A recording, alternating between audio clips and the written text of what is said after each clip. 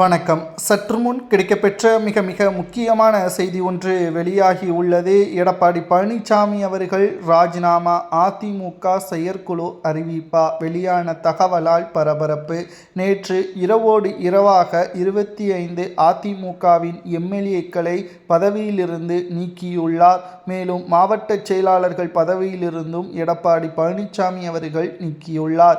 நேற்று நடைபெற்ற சட்டசபை கூட்டத்தொடரில் முதல்வர் விஜய் அவர்களுக்கு எதிராக வாக்குகளை செலுத்த வேண்டும் என்று அதிமுகவின் தலைமை கொறடா உத்தரவை பிறப்பித்திருந்தார்.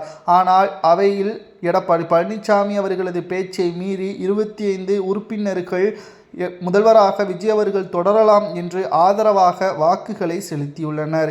இதனால் எடப்பாடி பழனிசாமி அவர்களது கட்டுப்பாட்டை மீறி செயல்பட்டதாக கூறி இரவோடு இரவாக பொதுச் செயலாளர்களது பேச்சை மீறி செயல்பட்டதாக 25 மாவட்ட செயலாளர்கள் மற்றும் எம்எல்ஏக்கள் பதவிகள் அனைத்தும் பறிபோகிவிட்டதாக அறிக்கை ஒன்றை நேற்று இரவு எடப்பாடி அறிவித்திருந்தார்.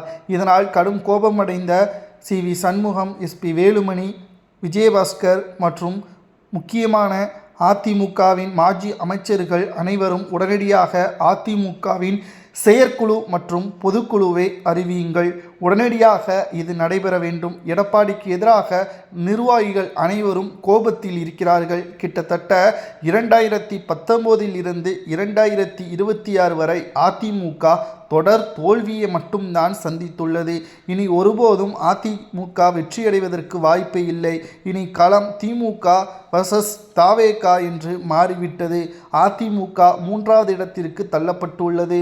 எம்ஜிஆர் அவர்களும் ஜெயலலிதா அவர்களும் சிறப்பாக நடத்திய அதிமுகவை எடப்பாடி பழனிசாமி அவர்கள் தற்பொழுது சிதைத்து விட்டார். உடனடியாக அதிமுகவின் செயற்குழுவை கூட்ட வேண்டும். மாவட்ட செயலாளர்களும் நிர்வாகிகளும் எடப்பாடிக்கு எதிராகவே இருக்கிறார்கள்.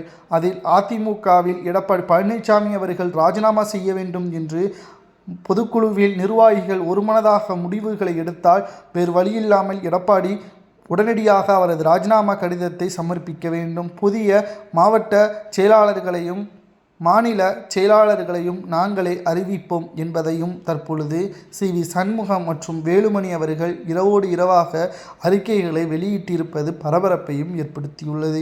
திமுகவுடன் கூட்டணி வைக்க வேண்டும் என்று எடப்பாடி கூறியிருந்தார். நாங்கள் அதை மறுத்துவிட்டோம். இதனால்தான் எங்களை கட்சியிலிருந்து நீக்கியுள்ளார் எடப்பாடி என்று அந்தர்பல்ட்டியும் தற்பொழுது சி.வி. சண்முகம் மற்றும் வேலுமணி இவர்கள் இருவரும் தெரிவித்திருப்பது ஒட்டுமொத்த அதிமுகவின் அரசியலிலும் பரபரப்பையும் ஏற்படுத்தியுள்ளது.